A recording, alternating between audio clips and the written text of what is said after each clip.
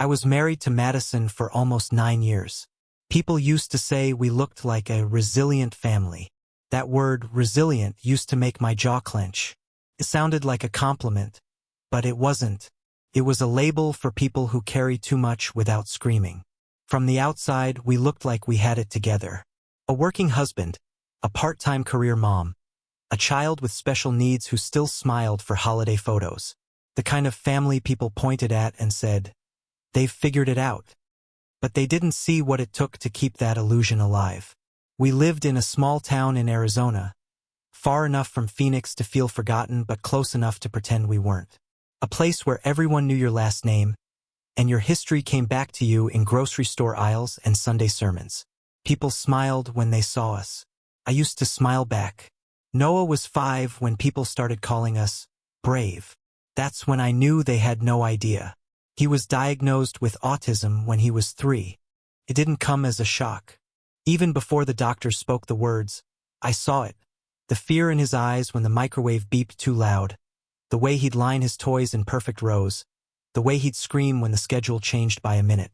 I saw it in the way he reached for me, and only me, when the world felt like it was crashing down.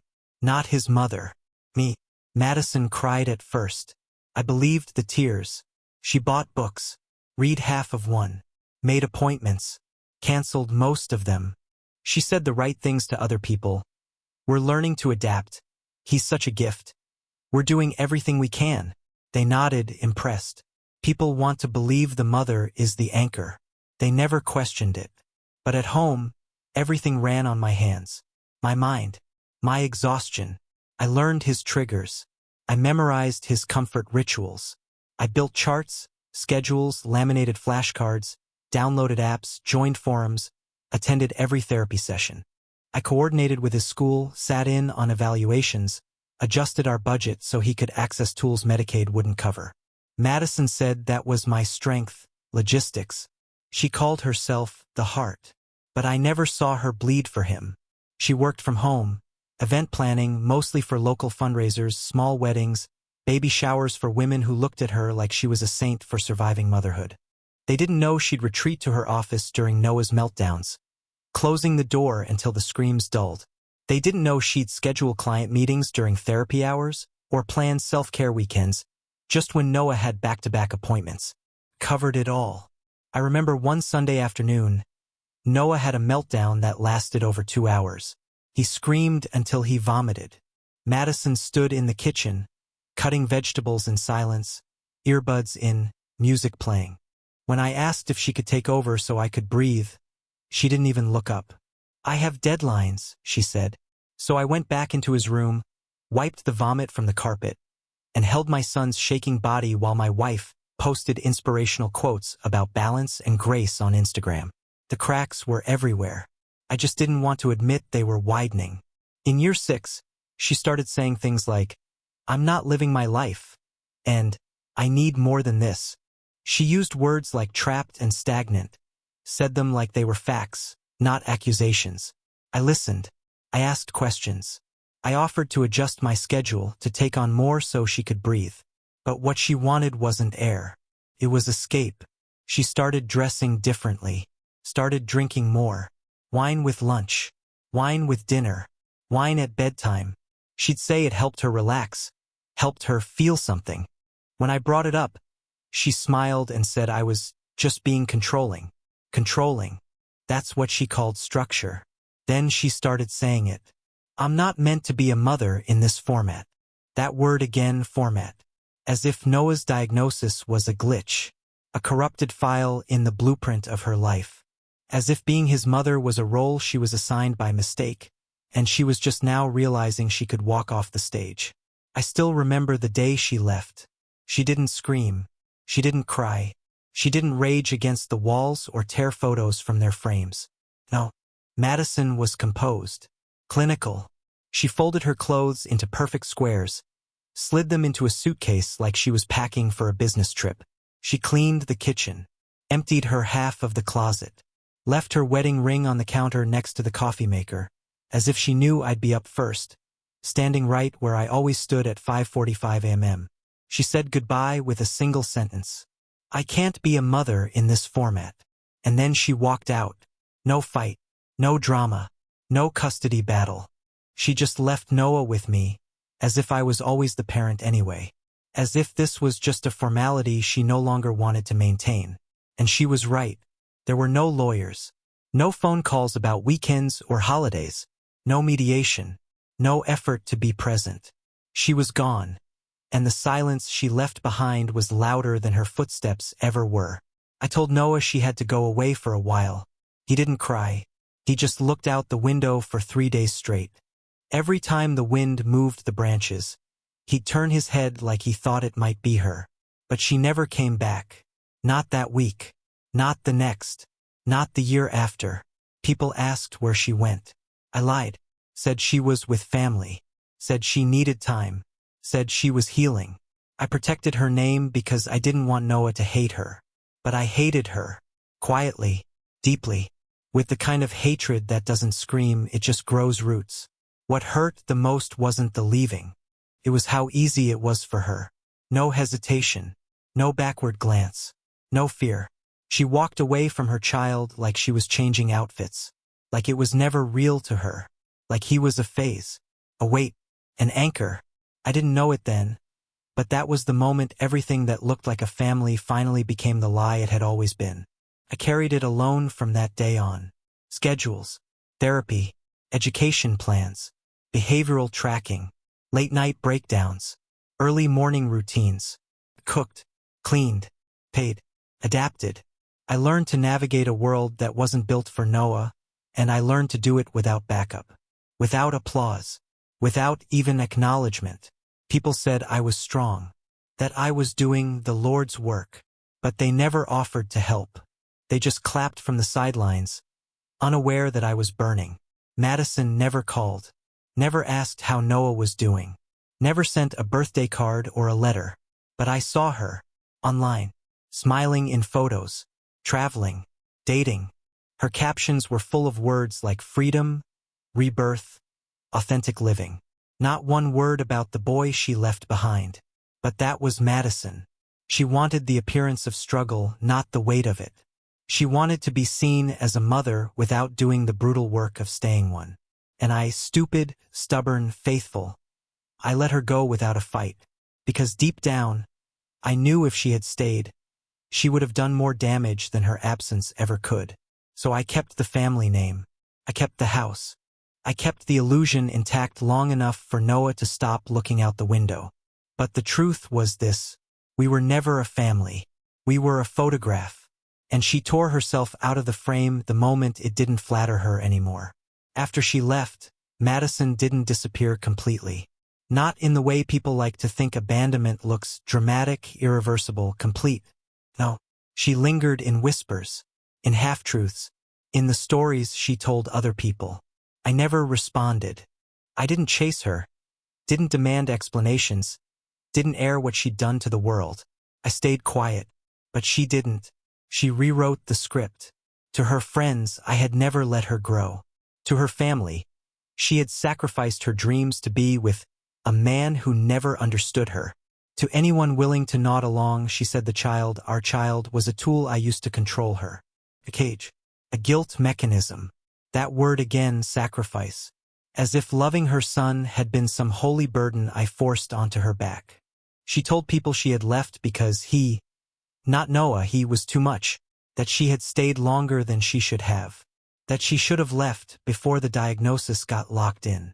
I know this because people talk. Mutual friends chose sides, and some of them came to me privately, uncertain, eyes soft with pity. She said it wasn't personal, one said. She said you made her feel like a prisoner, another offered. One of them used the phrase that stuck with me most. She needed a real world. As if this one, the one she helped create, was imaginary. Fine. Let her have her fantasy. Let her become the tragic heroine in a story she wrote to justify walking away. I was too busy keeping Noah alive to defend my name. While she took yoga retreats and rediscovered her identity in wine bars and group chats, I was elbow-deep in state paperwork, therapy forms, meal prep plans, and long nights sitting beside a boy who sometimes couldn't speak, couldn't sleep, couldn't understand why the door never opened anymore. Noah didn't ask for her after the first year. It broke me how fast he adjusted. Like his body knew not to depend on people who leave. By the time he turned 12, he stopped looking for her in crowds. By 14, he didn't even mention her in school projects when they asked about parents. I used to think that meant he was healing. Now I wonder if it just meant the scar had sealed. And then the world shifted. It happened quietly, not in some dramatic windfall or sweeping overnight miracle. I sold a small logistics tool I had developed, something I'd built in pieces between midnight hours and therapy appointments. A digital asset management system. It wasn't revolutionary, but it was useful, efficient, and a mid-sized transport firm bought it outright. Just like that, I was holding paperwork that placed my total assets at $3.9 million. I didn't tell anyone at first. There was no celebration, no vacation, no champagne. Just a long exhale. The kind of breath you don't realize you've been holding for years. It wasn't about wealth. It was about not having to check the grocery bill before the checkout line. It was about knowing I could afford Noah's future, the therapists, the housing, the independence programs, without begging the state to acknowledge his needs. That's when she reappeared. 10 years after she left. She emailed first. Short. Friendly. No apology. Hi. I was just thinking about Noah recently. I hope you're both doing well. Noah. Not our son. Just Noah. I didn't respond. A week later, another email. This one longer. She mentioned she'd grown a lot. That she was in a different place now. She said she thought about the past and wanted to rebuild some of the connection. Not with me, with him. That was always her careful phrasing. She wanted connection, not consequence. I let the emails sit. She started messaging me directly on social media next. Comments under old photos. Likes on posts I'd made years ago. Then came the private messages. I miss hearing about him. Would love to catch up sometime. Let me know how I can be part of his life again. But the truth leaked through. Subtle at first. Questions like, do you still live in the same house? I heard you sold that business you were working on. Must be a lot to manage alone. Have you thought about hiring someone? Then finally, do you think we could talk about what support might look like for me if I wanted to be in Noah's life again? Support. There it was. The center of her reappearance. Not him. Not the boy she abandoned. Not the man he was slowly becoming. But money. Opportunity. Inheritance. She hadn't returned for the son. She'd returned for the story. And the story now had a price tag. I agreed to meet. I needed to see her face. We met in a neutral cafe downtown. One of those polished places with reclaimed wood and cold brew on tap. She wore a blazer like she was playing a part. When she hugged me, forced, brief, I could feel how rehearsed it was. She asked about Noah. I answered in facts. He's 17. He's stable. He's learning to advocate for himself. She smiled, nodded, didn't ask follow-ups. Just nodded like she was reading a brochure. Then she started talking. About her life. Her journey. Her growth. How hard it had been, how misunderstood she felt. How society doesn't know how to support mothers with complex kids. How she thought often of those early days. And how she never stopped loving Noah. But then it came. I know it's late and I know I made mistakes. But maybe there's a way I could be part of things again. Maybe not directly, but maybe there's a way we can work something out. Financially. Structurally. As if she was trying to enter through a side door. She reached into her bag and pulled out a brochure for some coaching business she had started. Life coaching. Trauma-informed. She said her dream was to scale it. She said she was finally in a place to receive abundance. Then she asked, if there's any support you could offer, I think it would really help me get reestablished. And I know that would mean a lot to Noah, too. I stared at her for a long time. Her eyes didn't waver. She thought this was a negotiation. That she could guilt her way into a legacy she abandoned. That she could step over the wreckage she left behind and find something shiny in the ashes. And that's when I said it. One sentence. Talk to him. She blinked. What? Don't talk to me. Don't ask me. Talk to him. She smiled, nervous. I mean, I will, of course, eventually, but right now I just… No, I said. Not eventually. Now. Today. Call him. Look him in the eye. Tell him you're back. Tell him you want to rebuild. Ask him what he needs. Don't use me to buffer the impact. Don't use me to launder your conscience. Her face shifted then. Subtle. The performance cracked. I just don't know if he's ready to. No, I said again. You're not ready. Because you don't want to see what you did. You don't want to hear your name spoken from his mouth because you're afraid of how it will sound. She sat in silence for a while, stirred her coffee, smiled the way guilty people do when they're trying not to be seen. Then she said something that told me everything. I didn't come here to be attacked. And that was it. She stood, collected her things, left the coffee half finished. She didn't call him. She couldn't. Because the truth is, she didn't want to rebuild anything. She wanted to reclaim status, reclaim relevance. And most of all, she wanted to tie her story back into a life she had chosen to leave, but only now that it had value. I watched her walk out of the cafe the same way she walked out of our lives a decade ago. Elegant, composed, untouched by the damage. And I realized something I hadn't allowed myself to believe before. Some people don't leave because of circumstance. They leave because of responsibility. And no amount of money rewrites that choice afterward. After that cafe meeting, she never called him. Not that day. Not the week after. Not once. Instead, the silence came back. Not the same one from a decade ago. This one was colder, sharper, strategic. She knew the door had closed. She just didn't want to admit she had never planned to knock on it in the first place. Madison vanished again. But the weight didn't lift. Not immediately. Because now the silence had an echo. The echo of what she'd almost said. The ask she'd nearly made. The trap she nearly sprung. She hadn't wanted Noah. She wanted proximity to him. She wanted to be able to say she was part of his life. To say she had made amends. That she had reunited with her son. Not because it healed something, but because it polished her. Fit the new story. The one where she had survived a hard chapter, grown, and come back whole. The redemption arc. That's what she wanted me to fund. Not her business. Not her soul, her narrative. And when she realized she'd have to face the living, breathing evidence of what she'd done, she chose the easier path again. Noah didn't ask about her. Not directly. But he saw something. He came into my office one evening. He rarely did that without knocking. He stood in the doorway and looked at me the way only he could. Like he was sorting through data before forming language.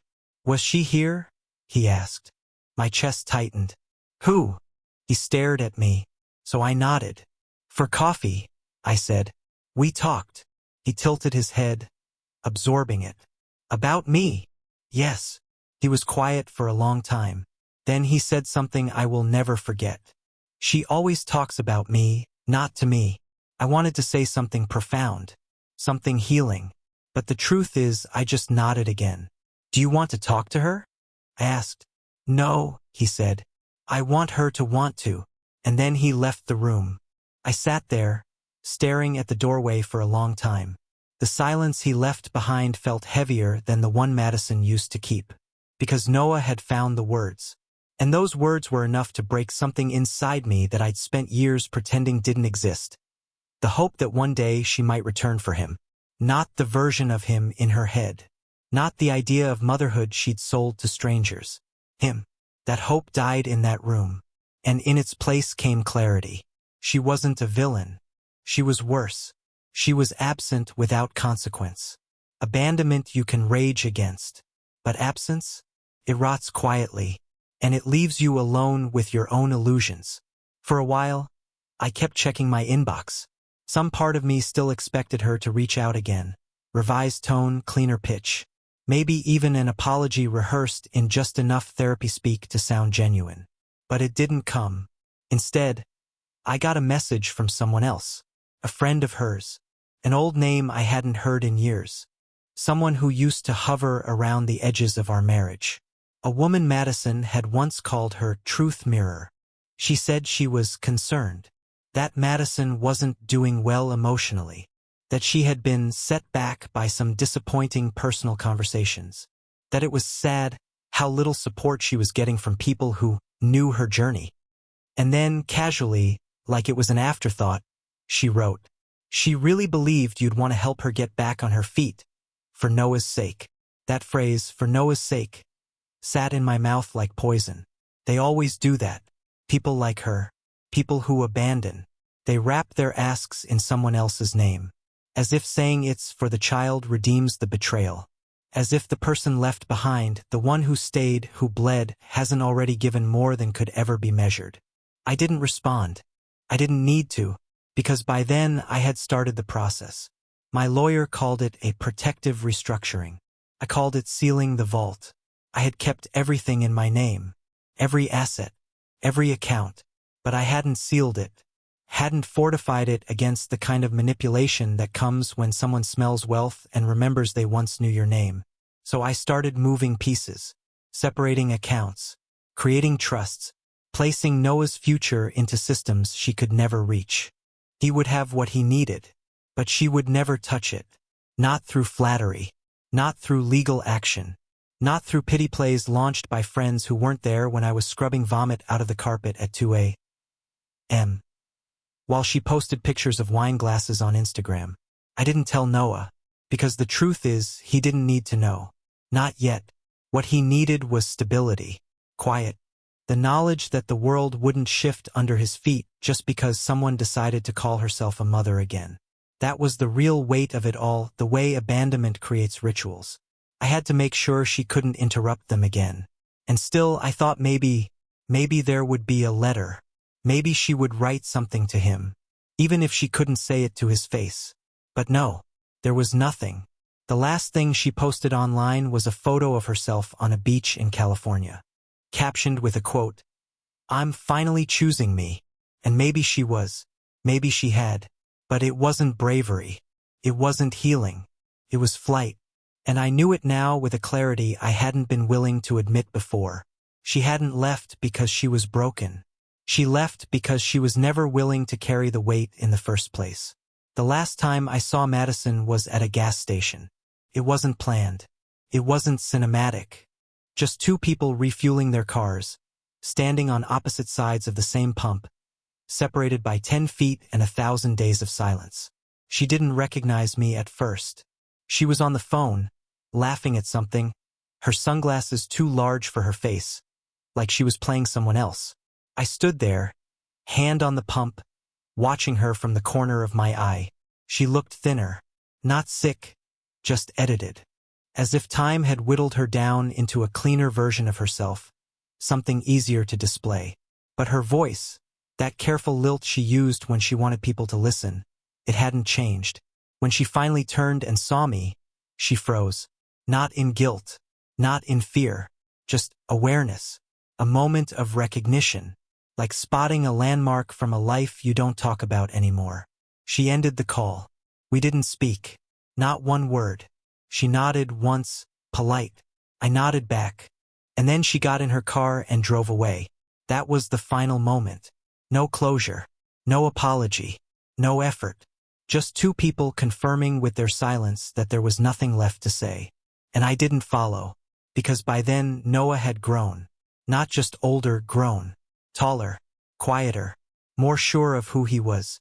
He still needed me, routine still mattered, but he'd found his edges. Found a rhythm. He didn't talk much about feelings. That's not how he processes. But one night, just before his high school graduation, he stood in the doorway of my office again. Same posture as years before. Same steady gaze. "You did all of it," he said. I looked up from the spreadsheet I'd been working on. "What's that?" "You did all of it," he repeated.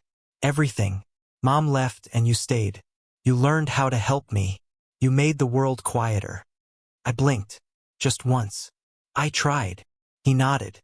"You succeeded." Then he walked away. And in that single moment, more than any court ruling, more than any title or document, he gave me something I'd never asked for out loud. Recognition. Not just as a parent, as his parent. And that changed everything. Not immediately, not dramatically, but quietly. I stopped checking for emails from her. I stopped replaying the last conversations. I stopped trying to imagine what she might have said if she had stayed, because it didn't matter anymore. She had made her choice. And now I had made mine. I rewrote the will, not out of spite, out of clarity. Everything, every account, every trust, every plan was now built around Noah. His future, his peace, his shelter from a world that didn't care whether his needs fit neatly into anyone's narrative. Madison was gone. She didn't call on his birthday. She didn't write when he graduated. Didn't send a single word when he was accepted into a neurodiverse mentorship program 2 states away. And Noah? He didn't mention her. Not in bitterness. Not in pain. Just never. As if she had been a brief noise that faded before it could take shape. He didn't need her, because he had already learned the lesson she came to teach. Some people show you who they are not by how they arrive, but by how easily they leave. And once they leave, you stop waiting. You stop explaining. You stop trying to fold their absence into something poetic. You just let it be what it is. One night, a few months after he moved into his new program, he called me. Not out of crisis, just routine. We talked about his classes, his roommates, the food. Then he said something I didn't expect. She still hasn't called. I waited. She won't, he added. I know that now. Cleared my throat. I'm sorry, Noah. No, he said. Don't be. I'm not. Then he told me about a sensory-friendly cafe he'd discovered. He said I'd like it. He was right.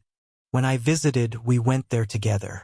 And sitting across from him, watching him order his own food, speak for himself, advocate calmly when the music was too loud, I realized I had already been paid back. Not in money, not in thanks, but in who he had become. That was the return on my investment.